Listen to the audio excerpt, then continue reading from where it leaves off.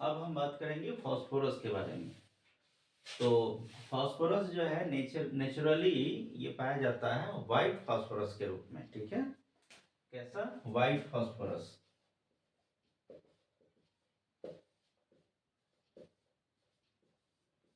White phosphorus तो naturally यही पाया जाता है। इसके उसके बाद इसको अलग अलग पार्ट्स में ये खुद ब खुद या नेचुरली रूप से ये कन्वर्ट होता है। इसमें जैसे कि अगर देखिएगा तो अलग अलग रूप बेसिकली ये लगभग 3 तरह का होता है। जैसे फर्स्ट हो गया व्हाइट फास्फोरस, सेकेंड हो गया रेड फास्फोरस, और फिर थर्ड हो गया ब्लैक फास्फोरस। यानी क्या कलर के बेसिस पर इसको जाना जाता है। इसका मतलब ये नहीं कि सिर्फ कलर ही अलग होता है, इसका नेचर भी अलग रहता है, ठीक है। तो अब पहले समझिए कि व्हाइट फास्फोरस के बारे में। तो व्हाइट फास्फोरस जो है वो ट्रांसपेरेंट होता है, मतलब उसके आर पार देखा जा सकता है। उसके बाद ये जो है वाटर में मिसेबल नहीं रहता, यानी कि वाटर में ये घुलता नहीं है, ठीक है। और एक बात ध्यान में रखिएगा कि ये CO2 यानी कार्बन डाइऑक्साइड में घुल जाता है, ठीक है। कौन? White phosphorus. अब वो कहिएगा कि घुले ना घुले, इससे क्या फर्क पड़ता है? फर्क पड़ता है ये कि ये पॉइजनस होता है, पॉइजनस जहरीला होता है।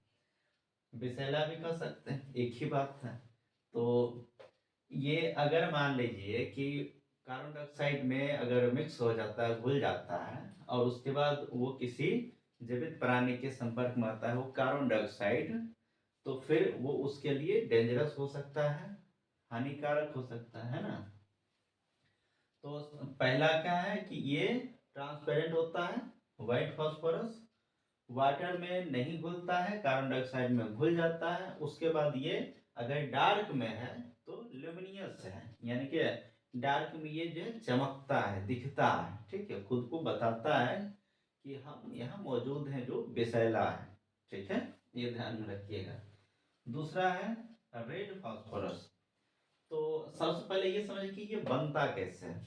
तो व्हाइट फास्फोरस को 573 यानी क्या 573 केल्विन टेम्परेचर पर कुछ समय के लिए, कुछ समय मतलब 4-5 दिन 10 दिन तक अगर कंटिन्यू इसको गर्म किया जाता है, व्हाइट फास्फोरस को 573 डिग्री केल्विन पर 1 सप्ताह या 10 दिन गर्म किया जाता है लगातार, तब ये कन्वर्ट हो जाता है रेड फास्फोरस में। कौन सा? व्हाइट फास्फोरस ही रेड फास्फोरस में कन्वर्ट हो जाता है, ठीक है। तो इसके भी कुछ क्वालिटी के बारे में जान लीजिए। रेड फास्फोरस जो है वो पॉइजनस नहीं होता, ठीक है।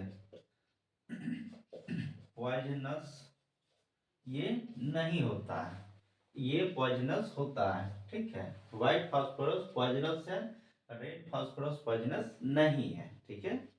उसके बाद ये जो है लुमिनियस भी नहीं है, अगर डार्क में है तो ये चमकता नहीं है, दिखता नहीं।